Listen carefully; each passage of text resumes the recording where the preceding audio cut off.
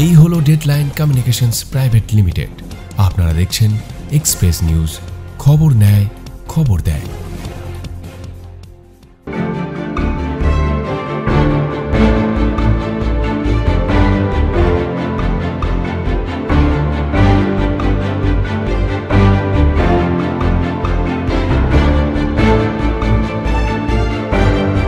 Express Roundup brought to you by নমস্কার, express নিউজে আপনাদের প্রত্যেককে স্বাগত জানাই। আমি ফাল্গুনী। দিনের বাছাই করা খবর নিয়ে শুরু করছি এক্সপ্রেস রাউন্ড-আপ।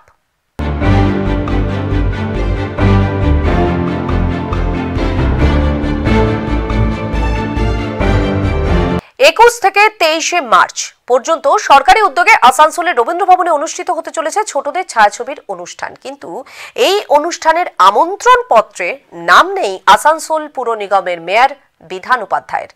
এই নিয়ে শুরু হয়েছে জোর রাজনৈতিক চর্চা। সরকারি অনুষ্ঠানের আমন্ত্রণপত্র থেকে নাম বাদ গেল মেয়রের। তাহলে কি গোষ্ঠী কোন্দলের জেরে এই ঘটনা? উঠছে প্রশ্ন।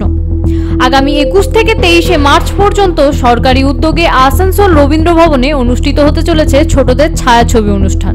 জানা গিয়েছে শিশু কিশোর একাডেমি, তথ্য ও সংস্কৃতি বিভাগ, পশ্চিমবঙ্গ সরকারের আয়োজনে এবং পশ্চিম বর্ধমান জেলা প্রশাসন ও আসানসোলের ফিল্ম একাডেমির সহযোগিতায় এই অনুষ্ঠান আয়োজিত হয়েছে। কিন্তু এই অনুষ্ঠানের আমন্ত্রণপত্রে নাম নেই আসানসোল পৌর নিগমের মেয়র বিধান উপাধ্যায়ের। আমন্ত্রণপত্রে রাজ্যের 3 মন্ত্রী, আসানসোলের সাংসদ, জেলা পরিষদের সভাধিপতি এবং জেলা শাসকের নাম রয়েছে। শুধু প্রাপ্ত রয়েছেন মেয়র বিধান উপাধ্যায়। এই নিয়ে বিতর্কের সৃষ্টি। এটা নিয়ে তো কিছু বলা যায় না, স্টেটমেন্ট দেওয়া যায় না। প্রোগ্রাম হলে, সরকারের প্রোগ্রামে হলে যাব, যেহেতু আমার এখানে প্রোগ্রাম আছে নিশ্চয়ই যাবো। কার্ডে নাম আছে না আছে সেটাতে কোনো যায় আসবে। এটা আসানসোলের বদনাম বলে মনে হয় না? একদমই না। নাম থাকলে কি শোনা মতো। তৃণমূলের গোষ্ঠী কোন্দলের জেরে এমন হয়েছে বলে দাবি বিজেপির, যদিও এই অভিযোগ অস্বীকার করছেন শাসক দল তৃণমূল। এই প্রসঙ্গে আয়োজকের তরফে পশ্চিম বর্ধমান জেলা তথ্য ও সংস্কৃতি দপ্তরের ভারপ্রাপ্ত আধিকারিক নরেন্দ্রনাথ দত্ত বলেন, এর কোনো বিশেষ কারণ নেই। এটা আমরা মন্ত্রীদের নামটা রেখেছি, আর এমপির নামটা আছে, আর এখানে জেলা সভাধিপতির নামটা রেখেছি, আর আমাদের প্রশাসনিক লেভেলে ডিএমের নামটা রেখেছি। কিন্তু মহানগরীর নামটা বাদ দেওয়ার পিছনে না, কোনো বাদ দেওয়ার পিছনে কোনো কারণ নেই। কার্ডে মন্ত্রীদের নাম আছে, জেলা পরিষদের সভাধিপতির এবং জেলা শাসকের নাম রয়েছে, শুধু নেই বিধান উপাধ্যায়ের নাম। এই প্রসঙ্গে শত্রুঘ্ন সিনহা বললেন, আমার কিছু জানা নেই। আমি তো বিশিষ্ট অতিথি, তো আমি তো আজকে এসেছি, তুমি জিজ্ঞেস করো, মলয় বাবুকে জিজ্ঞেস করো, আরো এতজন ছিলেন এখানে, সবাইকে জিজ্ঞেস করো, মন্ত্রীরা ছিলেন। আসানসোল থেকে জয়ন্ত সাহার রিপোর্ট, এক্সপ্রেস নিউজ।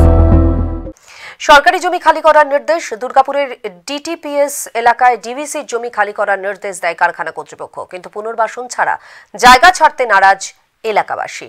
শুরু হয় উচ্ছেদের বিরুদ্ধে প্রতিবাদ আন্দোলন।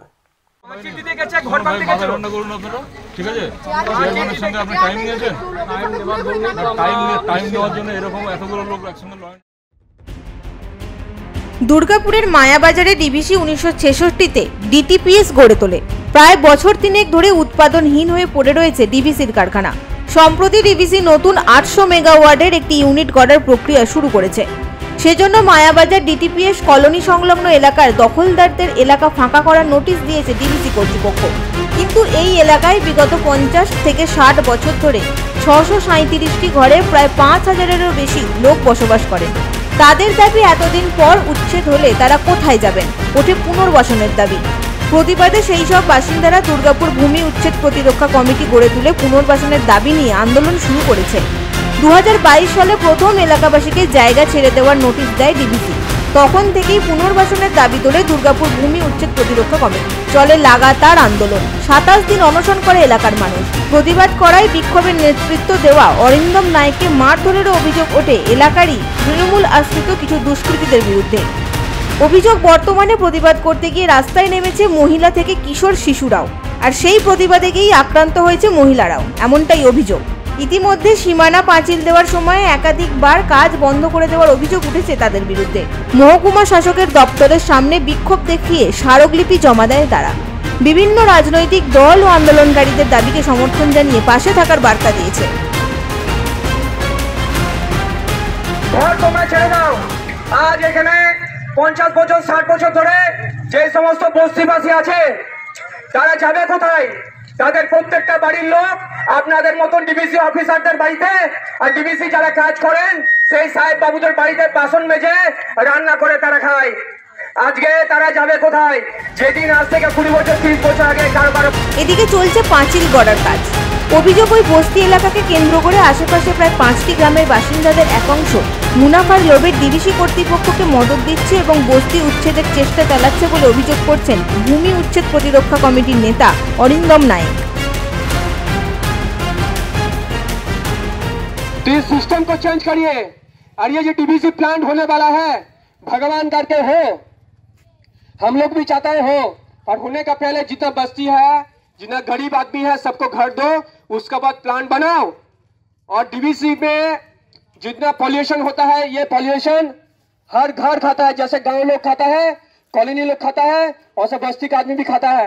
ये छाई ये डस्ट हम लोग जितना साल हम लोग उम्र है, मेरा 35 ईयर्स उम्र है, 35 साल मेरी उम्र हो रहा, 35 साल से हम ये डस्ट खा रहे हैं। সমগ্র ঘটনার প্রেক্ষিতে সাংসদ কীর্তি আজাদ ও মন্ত্রী প্রদীপ মজুমদার সাংবাদিক বৈঠক করে বলেছিলেন পুনর্বাসন ছাড়া সরকারি জমি থেকে উচ্ছেদ বেআইনি, কিন্তু এর পরেও ডিবিসি কর্তৃপক্ষ পুনর্বাসন দিতে রাজি নয়। এখন প্রশ্ন, এতগুলো মানুষের ভবিষ্যৎ কি? কোথায় ঠাঁই পাবে এই সহায় সম্বলহীন মানুষগুলো? Bureau report, express news. 17 বছর বয়সী এক কিশোর তলিয়ে গেল জলাশয়ে। তলিয়ে যাওয়া ওই কিশোরের নাম অনির্বাণ তামলি, বাড়ি গঙ্গারামপুর শহরের 1 নম্বর ওয়ার্ডের কাদিঘাট এলাকায়। এখনো দেহ মেলেনি কিশোরের। মানুষজন এই মুহূর্তে কিশোরের খোঁজে ডুবুরি নামিয়ে তল্লাশি চালাচ্ছে। বন্ধুদের সাথে স্নান করতে গিয়ে জলে তলিয়ে গেল 17 বছর বয়সী এক কিশোর। ঘটনায় রীতিমতো চাঞ্চল্য ছড়ায় এলাকা জুড়ে। জানা গেছে জলে তলিয়ে যাওয়া কিশোরের নাম অনির্বাণ তামলি, বাড়ি গঙ্গারামপুর শহরের 1 নম্বর ওয়ার্ডের কাদিঘাট এলাকায়। ওই কিশোর এবারে গঙ্গারামপুরের নিরঞ্জন ঘোষ স্মৃতি বিদ্যাপীঠ থেকে উচ্চ মাধ্যমিক পরীক্ষা দেয়। মৃতের পরিবার সূত্রে খবর, বৃহস্পতিবার দুপুরে কাদিঘাট এলাকার 6 বন্ধু মিলে স্নান করতে আসে মহারাজপুরের গোয়ালখালীতে। সেই সময় খড়িতে স্নান করতে নামে 4 বন্ধু। 4 বন্ধুর মধ্যে 3 জন স্নান করে খাড়ির পাড়ে চলে এলেও বাকি 1 বন্ধু জলে তলিয়ে যায়। বিষয়টি অন্যান্য বন্ধুদের নজরে আসতেই তাদের চিৎকারে ছুটে আসে এলাকার মানুষজন। এরপরেই শুরু হয় কিশোরের খোঁজে তল্লাশি। তো আমাদের সঙ্গে আমাদের ওই বন্ধুটা ছিল, যে ওই আমাদের পিছন পিছন চলে গিয়েছিল। তো ওখানে অর্ধেক জলে যেয়ে ওই বলছিল বাঁচাও, তো আমার মামা গিয়েছিল বাঁচাতে।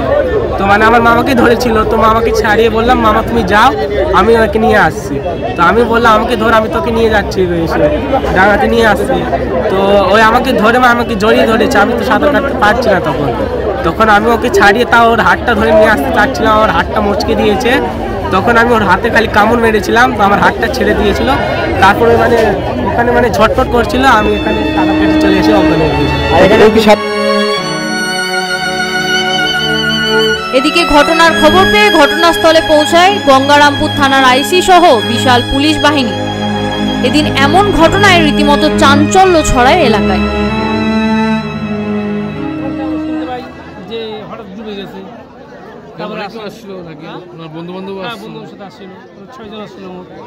তারপরে ওই একজনই, হ্যাঁ একজন মারা গেছে। এখন কি অবস্থা? এখন তো বডি পাওয়া যায় না, এখনো খোঁজ চলছে।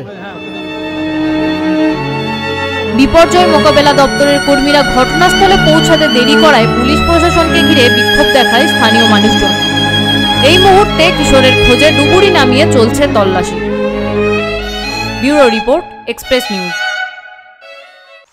দিনহাটা মহকুমা আদালতে হাজিরা দিতে এসে বিক্ষোভের মুখে পড়লেন বিজেপি বিধায়ক নিখিল রঞ্জন দে। তাকে ঘিরে গো ব্যাক স্লোগান, তাকে লক্ষ্য করে ডিম ও ইট ছোড়া হয়, এমনটাই অভিযোগ উঠেছে তৃণমূল কর্মী সমর্থকদের বিরুদ্ধে। 2017 সালের একটি রাজনৈতিক সংঘর্ষের মামলায় দিনহাটা মহকুমা আদালতে হাজিরা দিতে আসেন কোচবিহার দক্ষিণ বিধানসভা কেন্দ্রের বিজেপি বিধায়ক নিখিল রঞ্জন দে। সেই সময় তৃণমূল কর্মী সমর্থকরা তাকে ঘিরে বিক্ষোভ দেখাতে থাকেন, এমনটাই অভিযোগ। তিনি আদালত চত্বরে পৌঁছালে তাকে ঘিরে গো ব্যাক স্লোগান দিতে থাকে তৃণমূল কর্মী সমর্থকরা। এছাড়াও তাকে লক্ষ্য করে ডিম ও ইট ছোড়া হয়। পাশাপাশি তার গাড়ির পিছনের কাচও ভাঙচুর করা হয়েছে বলে অভিযোগ। আদালতের এই যে আমাদের একটা কেস ছিল, সেই কেসে জয়প্রকাশ মজুমদার থেকে আরম্ভ করে লকেট চ্যাটার্জির থেকে আরম্ভ করে আমরা সবাই আছি। তো এর আগেও বেশ কয়েকটি হাজিরা হয়েছে আমাদের, আজকেও সেই অনুযায়ী আমরা এসেছি। তো এখন তৃণমূল কংগ্রেসের কর্মী সমর্থকরা কেন বিক্ষোভ দেখালো, কী ব্যাপার তা তো জানি না। তার মানে আদালতের কাজে আমাদের বিজেপির যারা বিধায়ক বা বিজেপির কার্যকর্তা তারা আদালতে উপস্থিত হতে পারবে না, এই ধরনের কালচার চলছে পশ্চিমবঙ্গে। যদিও বিজেপি বিধায়কের তোলা সেই অভিযোগ অস্বীকার করেছেন তৃণমূল কংগ্রেসের রাজ্য সহ সভাপতি জয়প্রকাশ মজুমদার। পাল্টা তিনি বলেন, সাধারণ মানুষজন স্বতঃস্ফূর্তভাবে বিক্ষোভ দেখিয়েছে, এই ঘটনার সাথে তৃণমূলের কেউ জড়িত নয় বলে তিনি জানান। Bureau report, express news. Express রাউন্ডআপে এখন নিয়ে নেব একটা ছোট্ট বিজ্ঞাপন বিরতি, সঙ্গে থাকুন।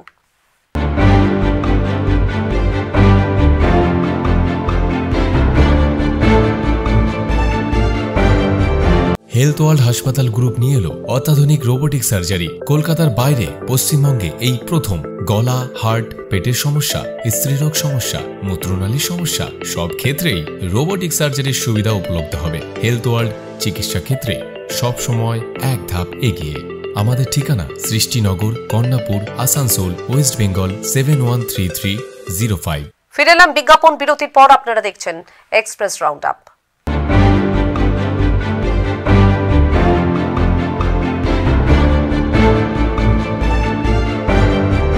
ছোট ছোট শিশুদের নিয়ে গাঁজা খাওয়ায় প্রতিবাদ করে গলসির এক দম্পতি। প্রতিবাদ করার ফলে তাদের মারধর করা হয় এবং পুলিশের দ্বারস্থ হলে সেখানেও হেনস্থা হতে হয় ওই দম্পতিকে। অবশেষে তারা সংবাদ মাধ্যমের সহায়তা নেন। বাড়ির পাশে ছোট ছোট শিশুদের নিয়ে গাঁজা খাওয়ার প্রতিবাদ করাতে প্রতিবেশীর হাতে মার খেয়ে আক্রান্ত হলেন দম্পতি। থানায় অভিযোগ জানাতে গেলে রক্তাক্ত অবস্থায় সারা রাত লকআপে আটকে রাখার অভিযোগ ওঠে গলসি থানার বিরুদ্ধে। আমার মেয়েকে বুকে মেরেছে, আমাকে মেরেছে, আবার আমাকে এই জাঙ্গাতে মেরেছে, জাঙ্গাতে মেরে 3-4টে সেলাই হয়েছে, এখানে মেরেছে।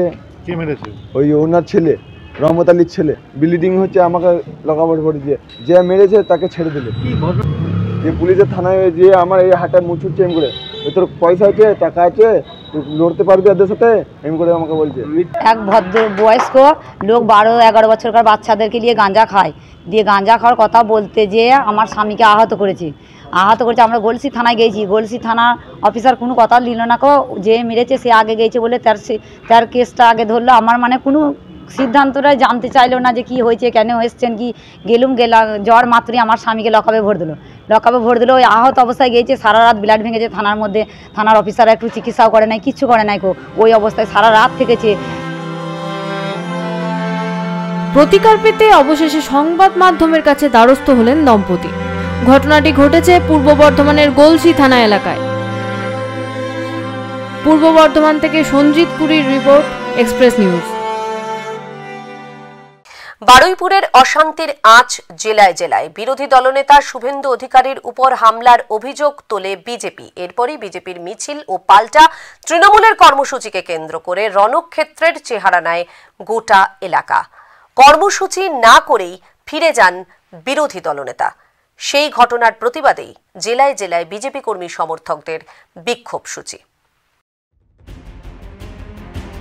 বুধবার বারুইপুর পশ্চিম বিধানসভা কেন্দ্রে মিছিলের আয়োজন করেছিল বিজেপি। মিছিলের নেতৃত্ব দেন বিরোধী দলনেতা শুভেন্দু অধিকারী। বিজেপির মিছিল ও পাল্টা তৃণমূলের কর্মসূচিকে কেন্দ্র করে রণক্ষেত্র চেহারা নেয় গোটা এলাকা।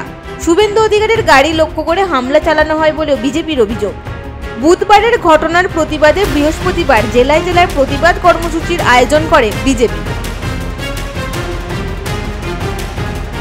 পশ্চিম বর্ধমানের দুর্গাপুর পশ্চিমের বিজেপির বিধায়ক লক্ষণ ঘড়ুইয়ের নেতৃত্বে দুর্গাপুরের প্রাণ কেন্দ্র সিটি সেন্টারে আসানসোল দুর্গাপুর উন্নয়ন পর্ষদের সামনে থেকে এক বিক্ষোভ কর্মসূচি মিছিল আয়োজিত হয়। সেই মিছিল বিজেপি সমর্থকরা পদযাত্রা করে ডিএমসি মোড়ে পথ অবরোধ করে অবস্থান বিক্ষোভ দেখায়। এরপর টায়ারে আগুন জ্বালিয়ে প্রতিবাদ চলে। অবশেষে পুলিশের সহায়তায় বিক্ষোভকারীদের অবস্থান বিক্ষোভকে সরিয়ে দিয়ে পরিস্থিতি নিয়ন্ত্রণে আনা হয়। উদ্দেশ্য একটাই, স্পিকারকে পদত্যাগ করতে হবে, স্পিকারকে নীতি মানতে আমাদের বলতে দেওয়ার সে নীতি সেটা করছেন না, মানছেন না। হিন্দু বিরোধী সরকারকে উৎখাত করার জন্য অনবস্থান বিক্ষোভ। আগুন জ্বালালেন কেন? প্রতিবাদ করছি। আজকে বিধানসভা গেটে দাঁড়িয়ে স্পিকারের কুশলে দেখা করেছি, আগুন জ্বালিয়েছি। এই আগুন জ্বালার উদ্দেশ্য একটাই, যদি এখনো মুখ্যমন্ত্রী তৃণমূল কংগ্রেস সাবধান হয়, সারা বাংলায় আগুন জ্বলবে, তার দিন এগিয়ে আসছে। বাঁকুড়ায় বিজেপির জেলা কমিটির পক্ষ থেকে শান্তিপূর্ণ বিক্ষোভ কর্মসূচি পালিত হয়। বাঁকুড়া শহরের মাচানতলা এলাকায় সাংগঠনিক জেলা সভাপতি প্রসেনজিৎ চ্যাটার্জির নেতৃত্বে এই বিক্ষোভ আয়োজিত হয়। বিজেপি কর্মীরা বারুইপুরের ঘটনার জন্য রাজ্য সরকারের বিরুদ্ধে তীব্র ক্ষোভ প্রকাশ করেন এবং দোষীদের দৃষ্টান্তমূলক শাস্তির দাবি জানান। তারা অভিযোগ করেন পশ্চিমবঙ্গ সরকার বিরোধী কণ্ঠস্বর দমন করতে পুলিশ ও শাসক দলের কর্মীদের ব্যবহার করছেন। গণতন্ত্র আছে বলে মনে হয়, এই তো বিধানসভাতে বলতে যাচ্ছে, সেখানেও তো আটকে দিচ্ছে। হিন্দু সমাজের নিয়ে কথা বললেই যখনই বলছে তখনই বিভিন্নভাবে হেনস্থা হতে হচ্ছে এবং আমাদের যে সমস্ত আন্দোলন হচ্ছে অনেক জায়গায় আন্দোলনের পারমিশন দেয়নি। তো এইভাবে এখানে পশ্চিমবাংলায় গণতন্ত্র নেই, গণতন্ত্র বলে কিচ্ছু নেই। সেই গণতন্ত্রকে পুনঃপ্রতিষ্ঠার জন্য বিজেপি মাঠে নেমেছে এবং করিয়েই ছাড়বে। একই ছবি দেখা গেল হুগলির আরামবাগের দৌলতপুর এলাকায়। সেখানেও বিরোধী দলনেতা শুভেন্দু অধিকারীকে হেনস্থা করার প্রতিবাদে ধিক্কার মিছিল করার পাশাপাশি বৃহস্পতিবার আরামবাগ বর্ধমান রাজ্য সড়ক অবরোধ করে বিক্ষোভ দেখায় বিজেপি কর্মী সমর্থকরা। পশ্চিমবঙ্গে যেভাবে চলছে এরকম যদি চলতে থাকে, আগামী দিনে কোনো জায়গায় কোনোভাবেই কোথাও কোনো সুরক্ষা থাকবে না। সেই জন্য যাতে ভবিষ্যতে এই ধরনের আক্রমণ না হয়, এই ধরনের মন্দিরে অগ্নিসংযোগ এবং ভাঙচুর না হয়, তারই প্রতিবাদে আমরা আরামবাগ সাংগঠনিক জেলা জুড়ে আর ধিক্কার মিছিল, প্রতিবাদ মিছিল করছি। এই দীর্ঘ অবরোধের জেরে স্তব্ধ হয়ে যায় রাজ্য সড়কের যান চলাচল। দুই দিকে লাইন দিয়ে দাঁড়িয়ে যায় গাড়ি। ঘটনার খবর পেয়ে ঘটনাস্থলে পৌঁছায় পুলিশ গিয়ে অবরোধ তুলে পরিস্থিতি স্বাভাবিক করে। Bureau report, express news. রাতের অন্ধকারে প্রাক্তন তৃণমূল কাউন্সিলরের গাড়ি ভাঙচুর, ব্যাপকভাবে ক্ষতিগ্রস্ত কাউন্সিলরের গাড়ি। ঘটনায় চাঞ্চল্য দুর্গাপুরের এবিএল টাউনশিপ এলাকায়। তদন্ত শুরু করেছে দুর্গাপুরের নিউ টাউনশিপ থানার পুলিশ। ফের দুষ্কৃতীদের নিশানায় প্রাক্তন তৃণমূল কাউন্সিলর। মধ্যরাতে তৃণমূল কাউন্সিলরের গাড়ি লক্ষ্য করে ইট ও পাথর ছোড়ার অভিযোগ দুষ্কৃতীদের বিরুদ্ধে। বৃহস্পতিবার সকালে এই ঘটনার কথা জানাজানি হতেই চাঞ্চল্য ছড়িয়ে পড়ে দুর্গাপুরের এবিএল টাউনশিপ এলাকায়। এই ঘটনায় অভিযোগ দায়ের হওয়ার পরই তদন্ত শুরু করে দুর্গাপুরের নিউ টাউনশিপ থানার পুলিশ। জানা গিয়েছে, দুর্গাপুর নগর নিগমের ২৬ নম্বর ওয়ার্ডের প্রাক্তন কাউন্সিলর দীপেন মাঝি। অভিযোগ, তার ৪ চাকা গাড়িতে রাতের অন্ধকারে ভাঙচুর করে দুষ্কৃতীরা। সকাল হতেই ঘটনা প্রকাশ্যে আসে। ঘটনাকে কেন্দ্র করে সৃষ্টি হয়েছে রাজনৈতিক চাপানোতর। রাত্রি ওই ১২টা সাড়ে ১২টা নাগাদ দুর্ঘটনাটাই ঘটে। তো তারা যখন দুই ঘর থেকে ফিরে আসে, এসে পরে রাত্রিবেলায় অটো থেকে নেমেই দেখছে যে গাড়ির পিছনে গ্লাস ভেঙে দিয়েছে, ভেতরে ইট ফিট পড়ে আছে, আপনারা দেখতে পাবেন।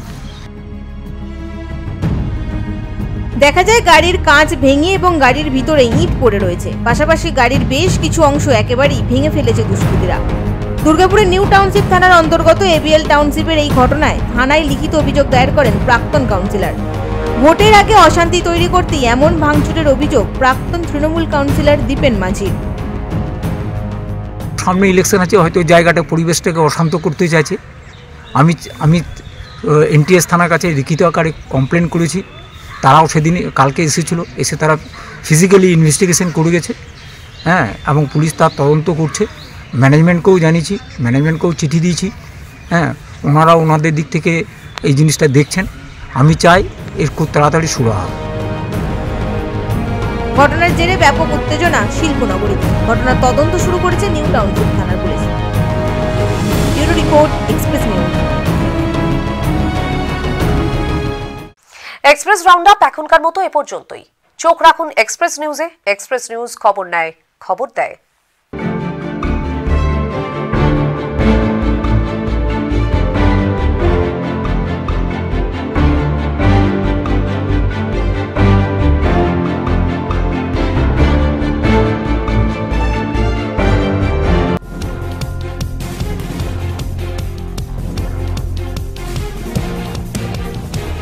এই হলো ডেডলাইন কমিউনিকেশনস প্রাইভেট লিমিটেড।